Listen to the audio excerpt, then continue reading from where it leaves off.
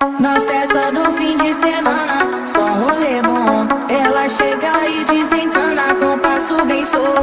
Na festa do fim de semana, só um rolê bom. Ela chega e desencana com passo bem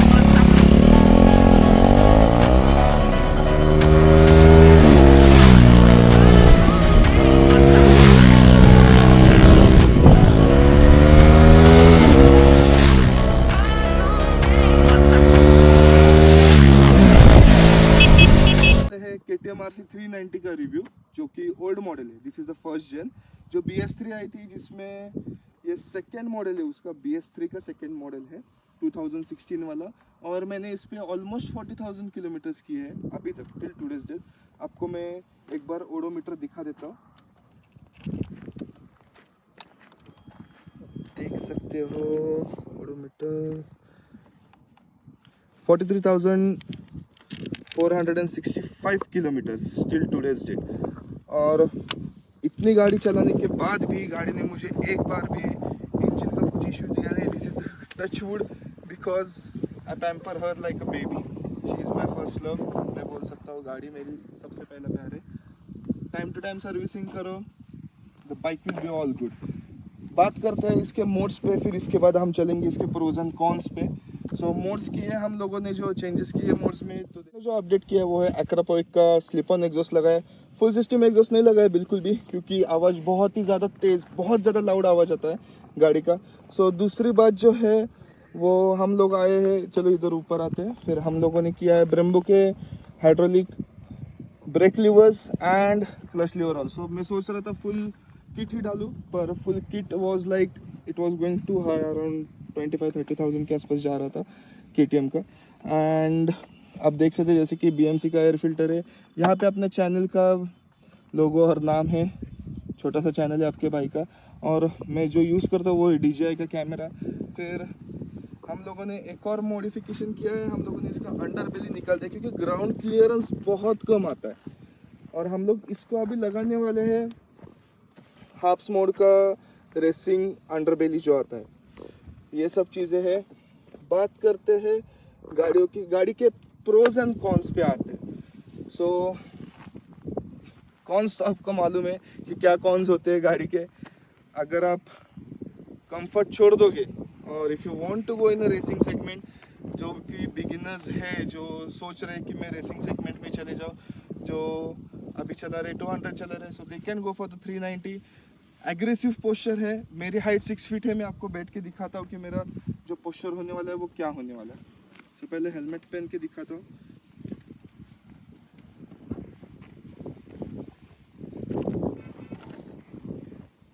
आते हैं अभी pros and cons पे, जो कि सबसे हॉट टॉपिक है। प्रोज के बारे में बात करूँगा, गाड़ी का पावर, इंजन, फिर लाइट वेट, जो गाड़ी स्टर करती है कॉर्नर से, that is the best of the best thing I have seen in my life. मैंने CBR भी चलाई है और बहुत गाड़ियाँ चलाई है, बट दिस बाइक, CBR मतलब 650 नहीं, उसके नीचे वाली। बट वो जो सेगमेंट है R15, R3, even Apache RR310, ये गाड़ी मुझे बहुत अच्छी लगती है कॉर्नर्स पे भगाने में। इसका पावर जो है वो, that is the best thing I have ever seen in my life. ABS बहुत अच्छा है। ABS का bite is very good, fantastic, means I can say बहुत अच्छा पकड़ लेता है। ABS खट करके पकड़ता है। 0 to 40 मैं बोल सकता हूँ कि अराउंड 1.5 से 2 से 3 सेकंड में पकड़ लेता है 0 to 40। मतलब वो एक में एग्जैक्ट टाइम नहीं बता रहा है, आई एम जस्ट गेसिंग, जितना मेरा है उतना गेसिंग है। सो ये थे प्रोज गाड़ी के। कॉन्स के बारे में बात करते हैं। Discomfortable posture, that is the biggest thing. अगर आप 5 के नीचे होगे तो आपके रिस्ट, शोल्डर्स और elbows will pain like hell. ये एक चीज़ है। दूसरी चीज़, discomfortable pillion seat. You can't ride with the pillion. Pillion के साथ आप नहीं चला पाओगे ये गाड़ी लंबे दूर तक, दूर दूर तक भी नहीं चला पाओगे। मतलब अराउंड 50-60 किलोमीटर्स इज़ फाइन, अगर आपको आदत होगी तो। अगर नहीं आदत तो 50-60 kilometres is also a tough thing.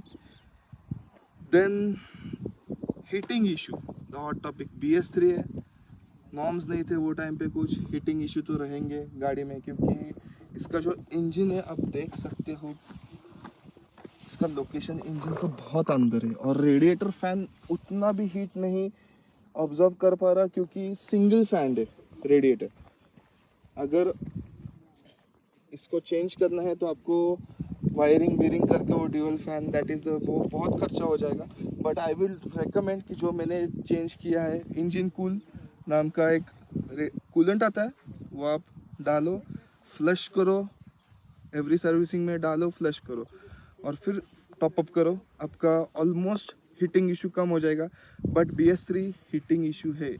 अगर आप KTM की हीट नहीं झेल पाओगे तो super bikes is very tough guys. मैं बताता हूँ, सुपर बाइक्स इससे भी ज़्यादा हीट होती है।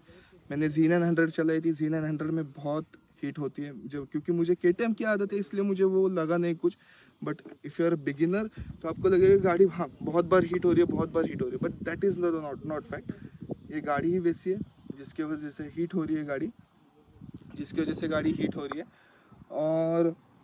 और एक इसका कौन है जो कि बहुत बड़ा था, आई होप सो कि गाइज आपको आया नहीं होगा वो कौन। अगर आता है तो उसका सोल्यूशन भी मैं अभी के अभी बताने वाला हूँ।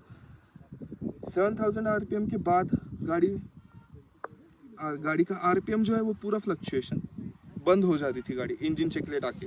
तो मैंने पुणे में बहुत सारे सर्विस सेंटर्स को दिखाया, लुला नगर का जो सर्विस सेंटर है उधर दिखाया, तो उन्होंने चेक किया गाड़ी, तो दे आर लाइक कि गाड़ी का स्पार्क प्लग है। तो मैंने स्टॉक स्पार्क प्लग डाला, इग्निशन कॉइल भी चेंज की। फिर उसके बाद मुझे बोला गया कि पेट्रोल फ्यूल सिस्टम गया है पूरा, जो टाकी के अंदर आता है, मैं आपको दिखा देता हूँ एक बार, जिसको फ्यूल पंप बोलते हैं इन शॉर्ट। तो आप देख सकते हो इसकी यहाँ पे आता है आपको, आई एम नॉट श्योर कि आपको दिख रहा होगा। तो ये मैंने पूरा नया डाला है, इट कॉस्ट में अराउंड 7000, और मैंने कम से कम गाड़ी पे एटलीस्ट 12 to 13,000 का खर्चा किया। पर गाड़ी का खर्चा एक्चुअल में जो था वो अराउंड 2000 ही था, टू बी वेरी ऑनेस्ट। तो मैं आपको इसका जो सोल्यूशन है वो बताता हूँ। वो मुझे शुभम ने हेल्प किया, उसने गाड़ी पूरा डायग्नोस किया, ECU को लैपटॉप लगा के पूरा चेक किया गाड़ी। तब मुझे एक ही इशू आ रहा था, that was the crank shaft position sensor, वो गया था। तो उसने क्या किया, कभी कभी ECU माल फंक्शन कर देता है, इसलिए उसने ECU पहले रीसेट किया, फिर उसने 2-3 बार डायग्नोस किया, वही आ रहा था। तो मैं फुगेवाड़ी सर्विस सेंटर गया, उधर से मैंने crank shaft position sensor change किया, कल ही चेंज किया, क्योंकि बहुत तकलीफ दे रही थी गाड़ी। इट टुक में अराउंड महाबलेश्वर से लेके फुगेवाड़ी इज़ अराउंड 114-115 किलोमीटर के आसपास रहेगा। 5 से 6 घंटे लगे मुझे जाने के लिए। गाड़ी 6000 RPM भी नहीं चल पा रही थी, बंद हो रही थी। It was a very tiring day कल का। तो मैंने वो चीज़ चेंज की गाड़ी की, दैट वॉज द थिंग। उसके बाद आज तक, मतलब एक ही दिन हुआ है पर फिर भी बोल रहा, अभी तक टचवुड गाड़ी ने कुछ भी इशू दिया नहीं है। Because I am really sorry to her. मैं इसको बेचने पे निकला था कि भाई ये ऐसे हो रहा है वैसे हो रहा है, तो क्यों साथ नहीं दे रही। बहुत मैं मेरी गाड़ी से भी बात करता क्योंकि वो साथ देती है, she is after all taking care of me while riding. वो देख रही है कि किधर प्रॉब्लम ना आ जाए, ये चीज़ है। उसके बाद उसने बोलना शुरू कर दिया कि देख तूने मुझे चेंज किया, अभी मैं देख कैसी चलती। तो उसने she was performing way better, इसका पावर भी बढ़ गया। और जब मैं अभी आ रहा था वापस, आप देख सकते हो कि वहाँ से लेके पूरा ये राइड, फिर Pune to, that was the best thing. Pune to Satara आया मैं, पहले पुणे टू महाबलेश्वर, महाबलेश्वर टू सतारा, और फिर सतारा से एंटर होके हम लोग कासपठार आ गए। तो वहाँ पे मैंने गाड़ी भगाया अराउंड 145-150 तक लेके गया गाड़ी, just to check. I recommend you guys कि अगर आप इतना भगाना चाहते हो तो प्लीज़ वेयर द सेफ्टीज़। जैसे मैं देख सकते हो कि आप, मेरा राइडिंग जैकेट हमेशा रहता है, फिर हेलमेट रहता है, फिर मेरे शूज़ भी रहते हैं। जस्ट अभी लिए मैंने एक्सोर की shoes, because shoes are the most important thing, क्योंकि मालूम नहीं होता कभी चेन का कुछ इशू हो सकता है। और मैंने बहुत सारे वीडियोस देखे यूट्यूब पे कि चेन टूट के वो शूज़ के अंदर चली जाती है, लेग्स कट हो जाते हैं, पैर को भी इंजरी होती है। तो just for the protection, each and every protection is important. Gloves नहीं पहनता क्योंकि पता नहीं कितना भी महंगा ग्लोव्स लो, मेरे पास 7,000-8,000 के ग्लोव्स पड़े, मेरे उंगलियों को लगता है क्योंकि मेरा सर्जरी हुआ था उंगली की, उसकी वजह से। तो देखेंगे हम लोग ग्लोव्स का भी कुछ तो एडजस्टमेंट करेंगे। सो ये था 150 किलोमीटर्स तक मैंने 150 किलोमीटर्स पर आवर से मैंने गाड़ी भगाई। अभी गाड़ी ने बोला है मैं ठीक हुई हूँ, let's go for the ride. अभी हम लोग इसको ही लेके IBW जाने वाले। एंड गाइज मेरा एटलीस्ट गाड़ी चेंज करने का कुछ भी प्लान नहीं है, क्योंकि बाय गॉड ग्रेस ऊपर वाले की कृपा से मेरे गाड़ी का इंजन अभी तक खुला नहीं, क्योंकि मैंने बहुत मेंटेन किया गाड़ी। Time to time servicing, that is the must major thing. एक और चीज़ है, अगर आपको वाइब्रेशंस का इशू हो रहा है तो एक चीज़ बोल सकता हूँ कि आप गाड़ी के इंजन में इंजन फ्लशर डाल के उसमें आप ट्राई कर सकते हो, अगर आपके साथ वर्क होता है। 20W50 is not recommended by the company, पर मैंने डाला, मैंने यूज़ किया, उसकी वजह से मुझे वाइब्रेशंस कम हुए। बट शुभम बोला कि नहीं 15W50 ही डाल। मोटराज का आता है, that is the Japanese company. Once again Motoraz is the one of the best company, you can search on the Google. तो हम लोग अभी जब IBW जाएंगे हम लोग, तब हम लोग वही डालने वाले मोटराज का, that is the best engine oil. उसने बोला है कि बहुत जनों ने वही डाला है, तो देखते हैं उसका भी रिव्यू बनाएंगे। पर 15W50 और 20W50 में बहुत ज़्यादा डिफरेंस है, ज़मीन आसमान का डिफरेंस बोल सकते हैं। 19-20 का मैं बिल्कुल भी बोलूँगी नहीं, क्योंकि 15W50 में गाड़ी के वाइब्रेशंस वगैरह सब कुछ होता ही होता है। इवन इन BS4, मेरे दोस्त के पास BS4 है, उसका 15W50 है एंड मेरा 20W50। वो मेरी गाड़ी चलाते हैं, मुझे बोलते भाई तेरे गाड़ी पे बहुत कम वाइब्रेशन है BS4 से। इवन आपको अगर एग्जॉस्ट नोट सुनने का है तो मैं उसका एक फ्लाई बाय वीडियो भी डाल रहा हूँ, इसमें सब कुछ इसमें ही आने वाला है, फ्लाई बाय वीडियोस। देन एक छोटा सा कॉर्नरिंग्स का भी वीडियो आएगा, जो कि हम लोगों ने वहाँ से पूरा शूट किया है, मतलब बहुत सारा शूट हुआ है। तो इसका व्लॉग मैक्सिमम 7 to 8 डेज में आ जाएगा आपके पास, आप लोग देख सकते हो। एंड येस आई कैन से कि अगर आपको 400cc मतलब 390 to 400cc, I am not saying about 500 comes for the Aprilia, that is the different machine, I have ridden that also. उसका भी मैं रिव्यू जल्दी लाऊंगा। मोस्ट प्रोबेबली हमारा प्लान रहेगा 1-2 साल में कुछ एक अच्छा अपग्रेड करने का, वो बता देंगे आप, उसका भी एक वीडियो आ जाएगा बाद में जब हम अपग्रेड करेंगे। बट ये गाड़ी आई डोंट थिंक सो कि मैं ये गाड़ी सेल आउट करूँगा। I will keep this as my memory forever, मेरे पास ही रहेगी ये गाड़ी। आज के दिन के लिए इतना ही था। और एक चीज़ है guys, happy Diwali to you. Safe ride करना, कुछ भी करो सेफ राइड करो, प्लीज़ आड़ा टेढ़ा मत भगाओ व्लॉग्स के चक्कर में। कुछ ऐसा मत करो कि आपके लाइफ को कुछ हार्मफुल हो जाए, क्योंकि आपके मॉम डैड भी घर पे रहते, उनका कुछ भी करने से पहले उनका एक ख्याल आना चाहिए दिमाग में। मैं खुद एक स्टिकर लगाने वाला हूँ गाड़ी पे, शायद से यहाँ पे जब मेरा गाड़ी का ग्राफिक्स वगैरह आएगा। My mom is waiting for me at my home, at our home. ये स्टिकर मैं लगाने वाला हूँ। ये भी चीज़ था। और लास्ट एक छोटा सा टिप देना चाहता हूँ, अगर if you are looking to buy this bike in 2025, yes this is a worth bike. Worthless तो नहीं बोलूँगा, मैं कभी नहीं बोलूँगा, this is the worth bike. अभी भी ये गाड़ी लेके मार्केट में निकलो, प्रोफेशनली अगर आप चला रहे हो, आप रेस ट्रैक पे इसको भगा के देखो, इसके सेगमेंट में ये गाड़ी बेस्ट है। KTM has made this beautiful machine, I can say thank you to KTM.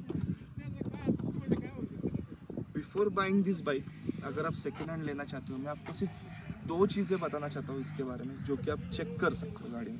सिर्फ 2 चीज़ें इंपॉर्टेंट है। एक जो आता है एक्सीडेंटल, मैं आपको दिखा देता हूँ, इधर आ जाओ, दिखा देता हूँ मैं आपको। आप यहाँ पे देख सकते हो, ये साइड पे, यहाँ पे अगर आपको क्लियरली दिख रहा होगा तो यहाँ पे किधर स्क्रैच नहीं होना चाहिए, क्योंकि अगर एक्सीडेंटल रहेगा तो यहाँ का हल्का हल्का पेंट उड़ जाता है।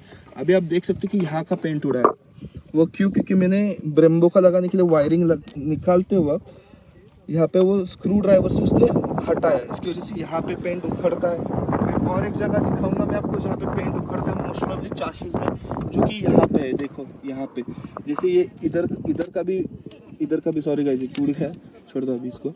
यहाँ पे देखो, यहाँ पे जहाँ पे वायर्स वगैरह रहते हैं, ये देखो यहाँ पे कैसे ये कलर उड़ता है ना, तो ये ठीक है यहाँ पे क्योंकि वायरिंग है। किधर भी आप पहले तो बॉडी चेक करो, सबसे इम्पोर्टेंट, फिर उसके बाद आता है इंजन। इंजन इसका क्लोज है, तो इसको कैसे चेक करने का, I will tell you my personal experience. मैंने मेरे दोस्तों को गाड़ियाँ लेके दी है BS3, मैंने खुद चेक की है तभी दिए, तो मैं बताता हूँ आपको कैसे चेक करने का। यहाँ पे जो है ना, ये साइड यहाँ पे ये नेचुरल गैप है, ठीक है, यहाँ पे गैप रहेगा रहेगा। अगर यहाँ से किधर से भी ऑयल लीक हो रहा होगा, आप देख सकते हो इंजन पूरा सील्ड है, अभी तक खुला नहीं है, पूरा सील्ड इंजन है। और फिर अभी ये फिलहाल मैंने पॉलिश किया है उसका है।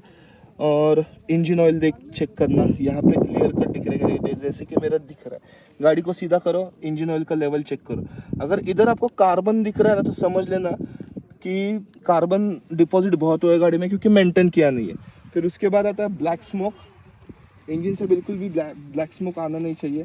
और एक हल्की सी नॉकिंग साउंड आती है, टिक टिक टिक टिक टिक टिक करके, वो नहीं आनी चाहिए जब आप गाड़ी चेक करें।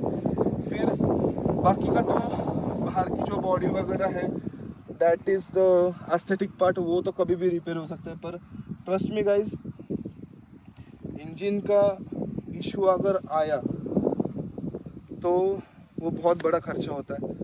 अगर आपके पॉकेट्स भरे पड़े, ले लो, खर्चा करो, अराउंड 50,000 के आसपास नया इंजन रिबिल्ड होके आता है। थर्ड चीज़ जो है आपको दिखाना चाहता हूँ गाइज, आपको बहुत इजीली मीटर से पता चलेगा। आपको मीटर कंसोल दिखा देता हूँ। अभी तो फिलहाल मेरा जो मीटर है वो टूटा हुआ है, इसलिए मैंने वो सेलो टेप लगाया है। इसका कवर है, रिप्लेस करने का मुझे। ये जो आवाज़, रुको आपको एक आवाज़ सुनाता हूँ मैं, वो फ्यूल पंप का आवाज़ है।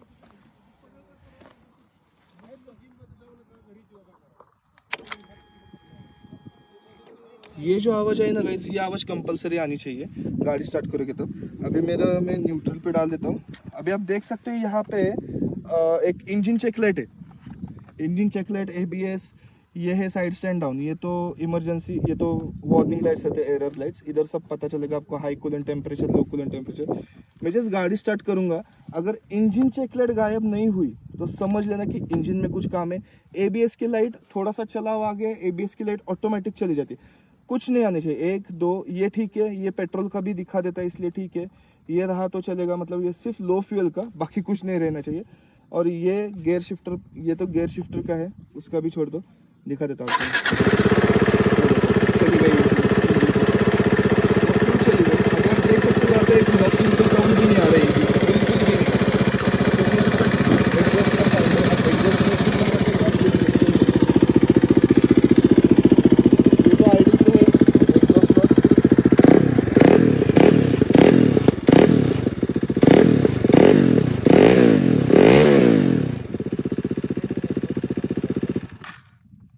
तो गाइज आज के दिन के लिए बस इतना ही, मिलते हैं अगले वाले व्लॉग में। अगर आपको वीडियो बहुत अच्छा लगा होगा, कुछ मेरे से छूट गया होगा, तो आप कमेंट डाउन कर सकते हो। और मैं लिंक्स जो है, ये ब्रेम्बो का आपको चाहिए तो उसका लिंक डाल दूंगा मैं डिस्क्रिप्शन बॉक्स में। बाकी सबके लिंक्स डाल दूंगा, फ्लैशेक्स के भी सबके लिंक्स डाल दूंगा। सो गाइज मिलते हैं अगले वाले व्लॉग में। थैंक यू, बाय बाय, सियाज, जय हिंद, हैप्पी दिवाली, बाय बाय।